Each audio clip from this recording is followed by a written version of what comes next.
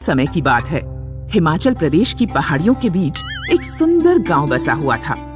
गांव में मोतीलाल नाम का एक बुढ़ा आदमी अपनी बूढ़ी पत्नी के साथ रहता था। दोनों की कोई संतान नहीं थी, इसलिए वे दोनों बहुत दुखी रहते थे।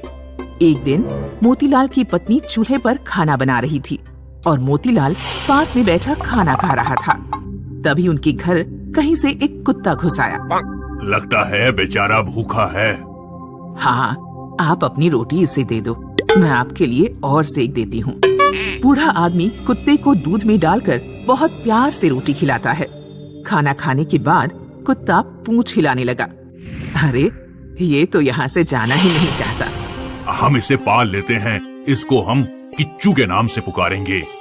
बूढ़ा आदमी जब खेत पर जाता तो किच्चू भी उसके साथ जाता। एक दिन जब बूढ़ा आदमी खेत पर काम कर रहा था तो किच्चू एक जगह की मिट्टी खोदने लगा और भौंकने लगा। क्या हुआ किच्चू, क्यों भौंक रहे हो?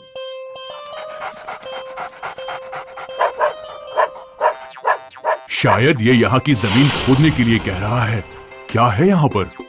बूढ़ा फावड़ा लेकर आता है और किच्चू की बताई जगह पर जमीन को खोदना शुरू करता है। किच्चू खुश होकर पूंछ हिलाने लगा। बूढ़े आदमी का फावड़ा एक पत्थर से जा टकराया। उसने पत्थर हटाकर देखा कि पत्थर के नीचे एक घड़ा रखा हुआ है। बूढ़े ने घड़े को बाहर निकाला। उसमें ढेर सारे सोने के सिक्के रखे हुए थे। बूढ़ा जब घड़ा सिर पर रखकर अपने घर ले जा रहा था तो गांव के एक आदमी चंदर सिंह ने उसे देख लिया। चंदर सिंह रात में बूढ़े के घर पहुंचता है। उसने देखा कि बूढ़ा और उसकी पत्नी सिक्के गिनने में लगे हुए हैं। मोतीलाल, तुम तो कहते थे कि तुम बहुत गरीब हो, अब ये इतने सोने के सिक्के कहाँ से आए तुम्हारे पास? बूढ़ा आदमी और उसकी पत्नी बहुत ईमानदार थे। वे सब कुछ सच सच चंदन सिंह को बता देते हैं। अपना कुत्ता एक दिन के लिए मुझे दे दो, मैं आपका जिंदगी भर एहसान मानूंगा। ठीक है, ले जाओ। किच्चू चंदर सिंह के साथ जाना नहीं चाह रहा था। चले जाओ किच्चू, एक दिन की ही तो बात है। अपने मालिक के कहने पर किच्चू चंदर सिंह के साथ चल दिया। अगले दिन सुबह चंदर सिंह किच्चू को लेकर अपने खेत की ओर निकल पड़ा। किच्चू अगर कहीं भी रुकता तो चंदर सिंह जोर से उससे डंडा मारता। खेत तक पहुँचते पहुँचते चंदर सिंह ने डंडे मार मार कर किच्चू को अधमरा कर दिया। अब जल्दी से बता दे, मेरे खेत में खजाना कहाँ गड़ा हुआ है, वरना एक और डंडा लगाऊंगा। किच्चू को चंदर पर बहुत गुस्सा आ रहा था। उसने चंदर को मजा चखाने की सोच ली। वो खेत के एक कोने में गया और उसने जमीन खुरचना शुरू कर दिया। चंदर का मन लालच से भर उठा।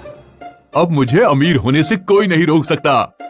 चंदर जल्दी जल्दी मिट्टी खोदकर घड़ा बाहर निकालता है, लेकिन घड़े में ढेर सारे मेंढक, केंचुए और गिरगिट निकलते हैं। वे उसके हाथों पर चढ़ जाते हैं। ये क्या बला है? किच्चू, तू रुक जा अभी। चंदर फावड़ा लेकर बेचारे किच्चू के सिर पर मार देता है। 3 दिन बीत गए। बूढ़ा आदमी और उसकी पत्नी अपने किच्चू का इंतजार कर रहे थे। तुम चंदर सिंह के घर जाकर एक बार पूछ लो, मुझे किच्चू की बहुत याद आ रही है। बूढ़ा चंदर सिंह के घर पहुंचता है। चंदर, किच्चू कहाँ है?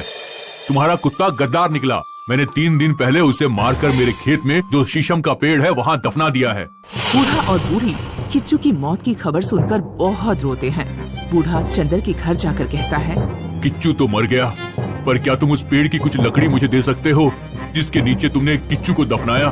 बूढ़ा शीशम के पेड़ की कुछ लकड़ी अपने घर ले आता है और उससे एक ओखली बना लेता है। बूढ़ी रोजाना ओखली में धान कूटती थी और किच्चू को याद करती। एक दिन जब बूढ़ी ने ओखली में धान कूटना शुरू किया तो ओखली में से ढेर सारी अच्छी अच्छी मिठाइयाँ और पकवान निकलने लगे। ये जरूर हमारे किच्चू की कृपा है। बूढ़ा और बूढ़ी गांव के गरीब लोगों के घर मिठाइयाँ और पकवान बांटते हैं। जब चंदर को ओखली से पकवान निकलने के बारे में पता लगता है तो वो मोतीलाल के घर पहुंच जाता है। दद्दा, हमारे घर में खाने को नहीं है, जरा एक दिन के लिए अपनी ओखली हमें दे दे तो बड़ी कृपा होती। दयालु दंपत्ति चंदर को अपनी ओखली दे देते हैं। चंदर ओखली लेकर अपने घर पहुंचता है और अपनी पत्नी से कहता है, जल्दी से इसमें धान कूटना शुरू करो, आज तो बहुत बढ़िया माल पानी खाने को मिलेगा। चंदर की पत्नी लालच में भरकर ओखली को खोदना शुरू करती है।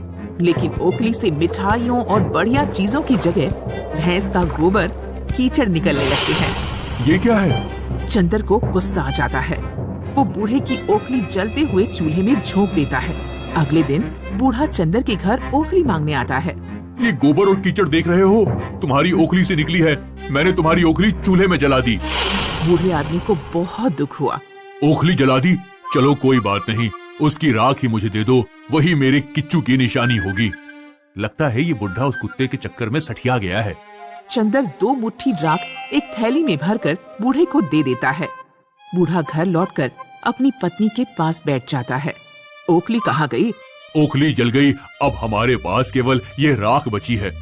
हवा का एक झोंका आता है और बूढ़े की मुट्ठी से थोड़ी सी राख उड़कर उसकी बगिया में चली जाती है। मुरझाई हुई बगिया के सारे पौधे हरे हो जाते हैं और उन पर फूल खिल जाते हैं। लगता है किच्चू अभी भी हमारे साथ है। राख से फूल खिलने की खबर गांव में फैल जाती है और बात राजा तक पहुंचती है। राजा तुरंत बूढ़े आदमी को अपने महल बुलाता है। हमारे पास एक बगिया है, लेकिन उसकी जमीन बंजर है। जो भी पौधा लगाता हूँ सूख जाता है। क्या तुम कुछ मदद कर सकते हो? बूढ़ा आदमी राजा की बगिया में थोड़ी सी राख उड़ा देता है। राजा की बगिया देखते ही देखते हरी हो जाती है और उसमें फूल खिल जाते हैं। राजा बूढ़े को बहुत सा इनाम देकर विदा करता है। बूढ़ा आदमी अपनी पत्नी के साथ तीर्थ यात्रा पर निकल जाता है। उधर जब चंदर की पत्नी को ये बात पता लगती है कि राजा ने मोतीलाल को इनाम दिया है, तो वो चंदर से कहती है, उस ओखली की राख अभी भी हमारे झूले में पड़ी हुई है। तुम भी दावा करो ना कि तुम भी राख से फूल उगा सकते हो। पड़ोसी राज्य के एक राजा की भी बगिया बंजर थी। राजा को जब पता लगता है कि चंदर नाम का एक व्यक्ति राख से फूल उगाने का दावा कर रहा है, तो वो चंदर को अपने राज्य में बुलाते हैं। आप चिंता न करें, बस मैं अभी आपकी बगिया में फूल खिला देता हूँ। चंदर इनाम के लालच में बगिया में राख उड़ाता है। बगिया में फूल नहीं खिलते, लेकिन सारी राख उड़कर राजा की आंखों में घुस जाती है और राजा की एक आंख अंधी हो जाती है। पकड़ लो इसे सैनिकों और जेल में डाल दो। किसी ने ठीक ही कहा है कि किसी भी कार्य को करते समय हमारी मनोदशा ही महत्व रखती है। अगर हम साफ मन से कोई काम करते हैं तो हमें पुरस्कार मिलता है, और जब हम लालच के वशीभूत होकर कोई काम करते हैं तो हमें